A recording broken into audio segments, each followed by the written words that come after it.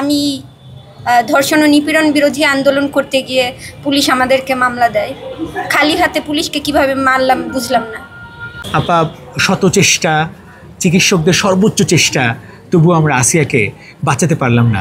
আপনি সম্মিলিত সামরিক হাসপাতালে ছিলেন, কি হলো, কি দেখেছেন? ঢাকা মেডিকেল যখন আসিয়া ছিল তখন রোজই যাওয়া হইতো।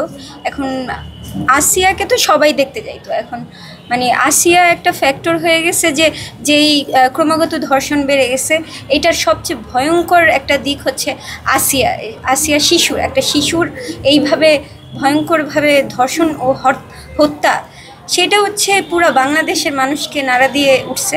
কিন্তু শুধুমাত্র আমরা দেখতে পারছি যে যারা পলিসি মেকিংয়ের জায়গায় যারা বিচার করবে তাদের বুকটা মানে নাড়া দিয়ে উঠে নেয়। আমরা দেখেছি যে কিছু সিএমএইচ হসপিটালও গিয়ে দেখলাম যে আসিয়ার মায়ের এত খারাপ একটা অবস্থা, কান্না করতে করতেও ওনাকে দেখে আমাদেরই খারাপ লাগছে।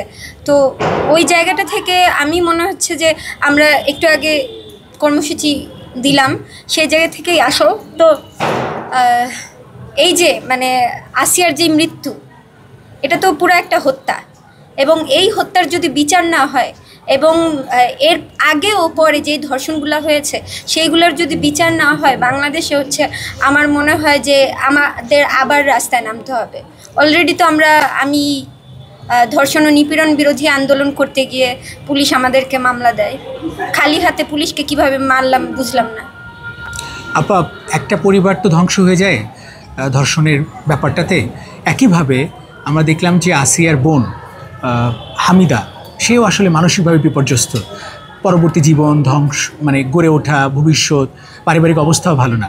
এই সময় কি সরকারের পাশে থাকা উচিত? সরকার পাশে তো আছেই এবং ভবিষ্যতেও থাকবে, কিন্তু আমরা চাই যে ধর্ষণ যেন এটা নির্মূল হয় একদম গোড়া থেকে। ধর্ষণ হবে, তারপর বিচার করব পপুলার জিনিসগুলো, শুধুমাত্র পপুলার ধর্ষণগুলো বিচার করে আমরা দেখালাম যে আমরা বিচার করলাম, কিন্তু এটা হবে না। ধর্ষকের মস্তিষ্ক বা মানসিক অবস্থা কেমন সেটা নিয়ে মানে রিসার্চ করা, সেটা কিভাবে নির্মূল করা হয় সেই জায়গাটায় আসা, এবং কোন কোন আইন সংস্কার করলে ধর্ষণের বিষয়টা আরও মানে জোরালোভাবে শাস্তি দেওয়া যায়, ন্যায় বিচার দেওয়া যায় একজন ভিকটিমকে, সেই জায়গাটা না এসে শুধুমাত্র কঠোরতর শাস্তি দিলেই হবে না। আমার মনে হয় যে শিক্ষা ব্যবস্থায় নারীর একটা সম্মানের জায়গা তৈরি করতে হবে। এইগুলাই নিশ্চিত করলে আমার মনে হয় যে আমাদের সমাজে আস্তে আস্তে ধর্ষণ, দেখেন ধর্ষককে কেউ পছন্দ করে না, কেউ না। ধর্ষক সে হচ্ছে মানে কেউই পছন্দ করে না। এই ধর্ষককে যদি মানে আমরা মানে কঠোরতর শাস্তি দেই, ধর্ষণ হবে কিন্তু ওই মানুষটার কিন্তু জীবন চলে যাবে। যেই মানুষটার প্রতি মানে ধর্ষণ হয়, যে হচ্ছে ভিকটিম, তার জীবনটা কিন্তু চলে যায় এবং বেঁচে থাকলেও সে ন্যায় বিচার পায় না।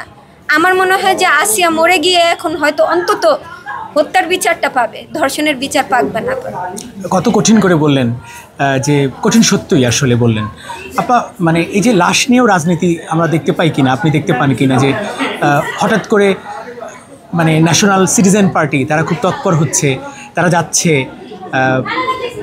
মাগুরাতে, এটা কি দেখতে পান কিনা? এতদিন তো একজনের মুখেও মানে ধর্ষণের বিরুদ্ধে জোরালো একটা দেখি নাই।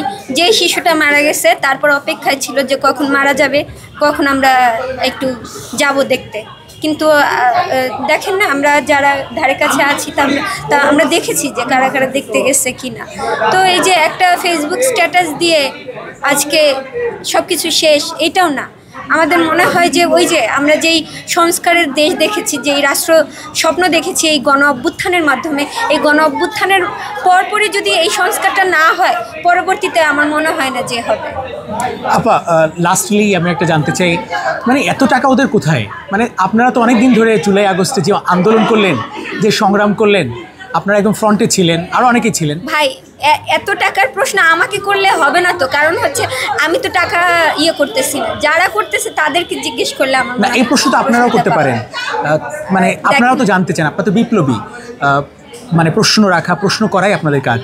খুব একটু অবাক লাগে না যারা ধরেন ঢাকা কলেজের সামনের থেকে জামা কিনতো, আমরাও কিনি ফুটপাথ থেকে, সেটা আপনি 5 স্টারে প্রোগ্রাম, কোটি কোটি টাকার ব্যাপার, আমার হাত পা কাঁপে আপা।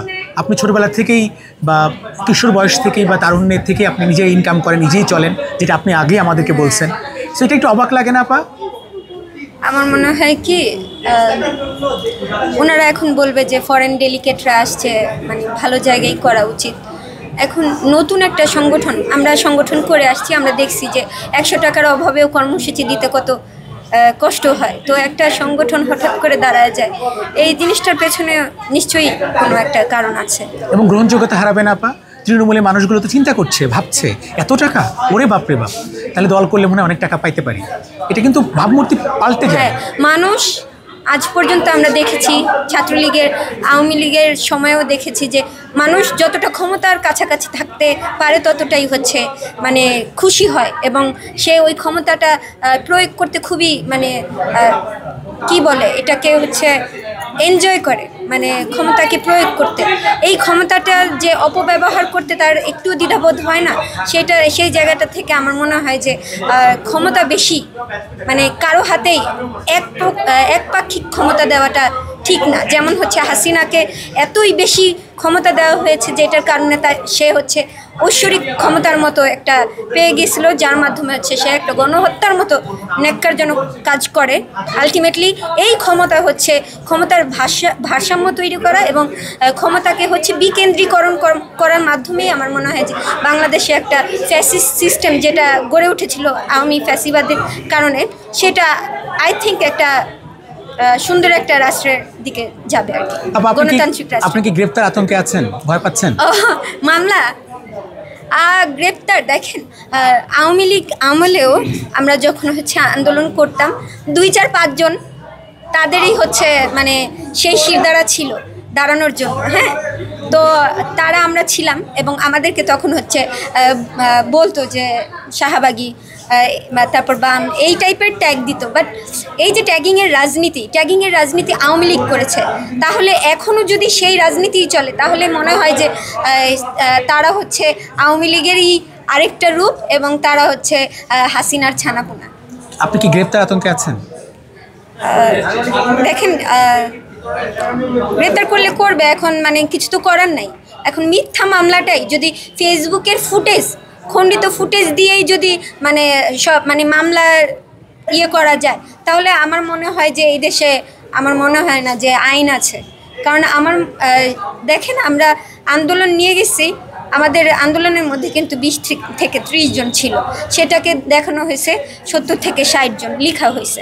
তারপর হচ্ছে মামলাতে আরও লেখা হয়েছে যে বাংলাদেশ ছাত্র ফেডারেশনের হচ্ছে সভাপতি মশিউর রহমান রিচার্ড খান, উনি ঘটনাস্থলে ছিলেনই না, এবং আহ্বায়ক ঢাকা বিশ্ববিদ্যালয়ের আরমানুল হক, ওনার নামেও মামলা হয়েছে কিন্তু উনি ঢাকায় ছিলেন না। এখন আরেকজন সাংবাদিক, তার নাম এসেছে মামলায়, হাসান শিকদার ভাইয়ার।